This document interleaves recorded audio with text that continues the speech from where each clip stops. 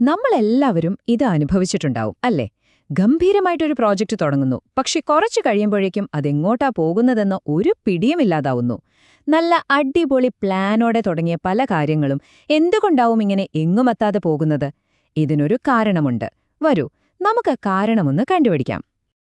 അതെ, ഇതാണ് ആ ഒരു $1,000,000 ചോദ്യം. ഒന്നാലോചിച്ചു നോക്കിയേ.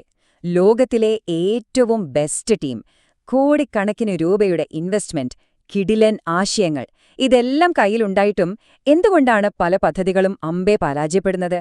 ഇതിന്റെ ഉത്തരം നമ്മൾ ഒരുമിച്ച് കണ്ടെത്താൻ പോവാണ്. ഇവിടെയാണ് മിക്കവർക്കും തെറ്റുപറ്റുന്നത്. എല്ലാവരും വിചാരിക്കും കുറച്ചുകൂടി ഹാർഡ് വർക്ക് ചെയ്താൽ മതി, പ്രശ്നം തീരുമെന്ന്. പക്ഷെ സത്യം അതല്ല. പ്രശ്നം നമ്മുടെ പരിശ്രമത്തിന്റെ കുറവ് കൊണ്ടല്ല, മറിച്ച് തുടക്കത്തിലെ പ്ലാനിലാണ്, നമ്മുടെ ബ്ലൂ പ്രിന്റിലാണ് ആ പ്രശ്നം ഒളിഞ്ഞിരിക്കുന്നത്.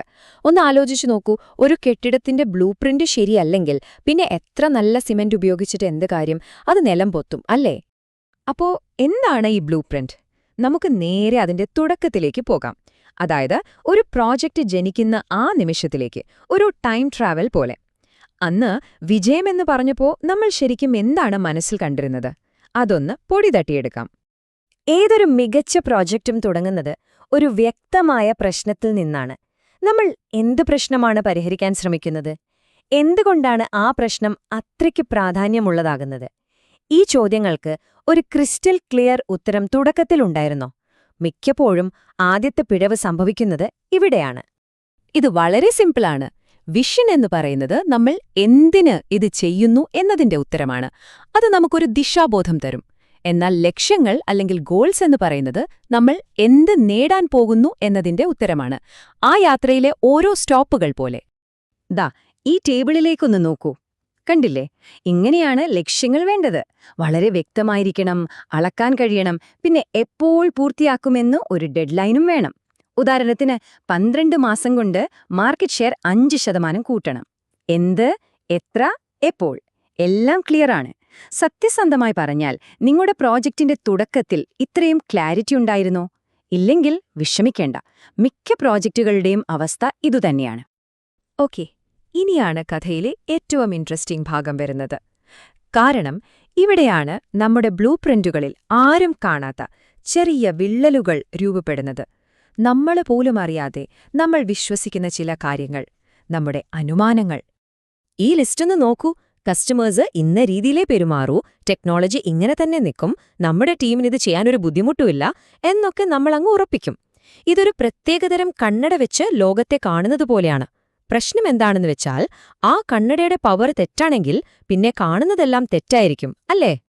ഇതിനെയാണ് നമ്മൾ സ്ട്രാറ്റജിക് ഹൈപ്പോത്തസിസ് എന്ന് പറയുന്നത്. വലിയ വാക്കുകൾ കേട്ട് പേടിക്കേണ്ട. സിംപിളായി പറഞ്ഞാൽ നമ്മൾ എക്സ് ചെയ്താൽ വൈ സംഭവിക്കും എന്ന നമ്മുടെ ഒരു വിശ്വാസം. നമ്മുടെ പ്രവർത്തനവും നമ്മൾ പ്രതീക്ഷിക്കുന്ന റിസൾട്ടും തമ്മിൽ ബന്ധിപ്പിക്കുന്ന ഒരു പാലം. ഉദാഹരണത്തിന്, നമ്മൾ ആപ്പിൾ ഒരു പുതിയ ഫീച്ചർ കൊടുത്താൽ കൂടുതൽ ആളുകൾ അത് ഡൗൺലോഡ് ചെയ്യും. അതൊരു ഹൈപ്പോത്തസിസ് ആണ്. ഇവിടെ നോക്കൂ, ഇതൊരു മികച്ച ഉദാഹരണമാണ്. നമ്മുടെ അനുമാനം എന്തായിരുന്നു? നമ്മുടെ കസ്റ്റമേഴ്സിന് ഏറ്റവും പ്രധാനം വേഗതയാണ്. പക്ഷേ യാഥാർത്ഥ്യം എന്തായിരുന്നു? അവർക്ക് ശരിക്കും വേണ്ടത് വിശ്വാസ്യതയും നല്ല സപ്പോർട്ടുമാണ്. കണ്ടോ? ആ ഒരൊറ്റ തെറ്റായ അനുമാനം മതി പ്രോജക്റ്റിന്റെ ദിശ മുഴുവൻ തെറ്റാൻ. ആ തെറ്റായ അനുമാനം കാരണം നമ്മുടെ ഹൈപ്പോതെസിസും പാഴിപ്പോയി. നമ്മൾ വിചാരിച്ചു വേഗതയേറിയൊരു പ്രൊഡക്റ്റ് വിപണി കീഴടക്കുമെന്ന്. പക്ഷേ യഥാർത്ഥത്തിൽ സംഭവിച്ചതെന്താ? ഏറ്റവും വിശ്വസനീയമായ പ്രൊഡക്റ്റാണ് വിപണി കീഴടക്കിയത്. നമ്മളൊരു റോക്കറ്റ് ഉണ്ടാക്കാൻ നോക്കിയപ്പോൾ ഓട്ടപ്പന്തയത്തിൽ ജയിച്ചത് ആമയാണ്. അതോടെ നമ്മുടെ സ്ട്രാറ്റജി മൊത്തത്തിൽ തവിടുപൊടിയായി. ഓക്കെ, ഇനി നമുക്ക് നേരെ യാഥാർത്ഥ്യത്തിലേക്ക് വരാം.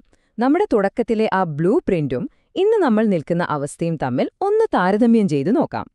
ആ പ്രതീക്ഷയും യാഥാർത്ഥ്യവും തമ്മിൽ എത്ര വലിയൊരു ഗ്യാപ്പുണ്ടെന്ന് നമുക്ക് നേരിട്ട് കാണാം. ഈ ബാർ ചാർട്ട് ഒന്ന് നോക്കൂ.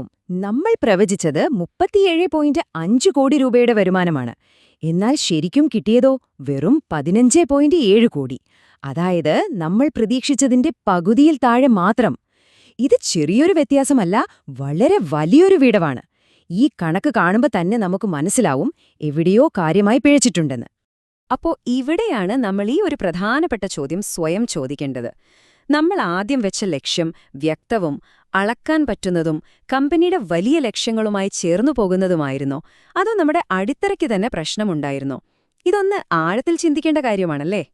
അപ്പോ സംഭവിച്ചതിനെക്കുറിച്ച് ഓർത്ത് വിഷമിച്ചിരുന്നിട്ട് കാര്യമില്ല.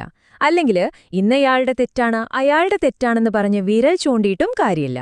ഇതിലെ ഏറ്റവും പ്രധാനപ്പെട്ട കാര്യം എന്താണെന്ന് വെച്ചാൽ ഈ അനുഭവത്തിൽ നിന്ന് പാഠങ്ങൾ ഉൾക്കൊണ്ട് അടുത്ത തവണ ഇതിലും മികച്ചൊരു ബ്ലൂപ്രിന്റ് എങ്ങനെ ഉണ്ടാക്കാം എന്ന് പഠിക്കുന്നതാണ്.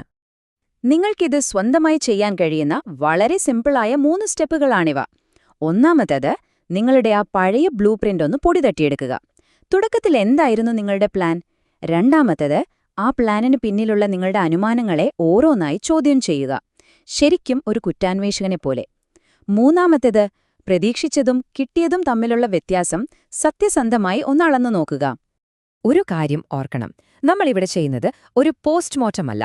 അതായത് പരാജയത്തിന്റെ കാരണം കണ്ടെത്തി അവിടെ നിർത്തുകയല്ല, മറിച്ച് ഇത് നിങ്ങളുടെ അടുത്ത വലിയ വിജയത്തിലേക്കുള്ള വിമാനം പറന്നുയരുന്നതിന് മുൻപുള്ള ഒരു പ്രീ ഫ്ലൈറ്റ് ചെക്കാണ്.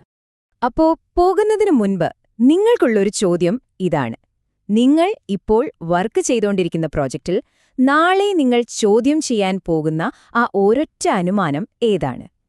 ഇതിനെക്കുറിച്ചൊന്ന് ചിന്തിക്കുന്നത് മതി. ഒരുപക്ഷെ നിങ്ങളുടെ അടുത്ത വലിയ വിജയത്തിലേക്കുള്ള ആദ്യത്തെ ചുവടുവയ്പ്പായിരിക്കും അത്.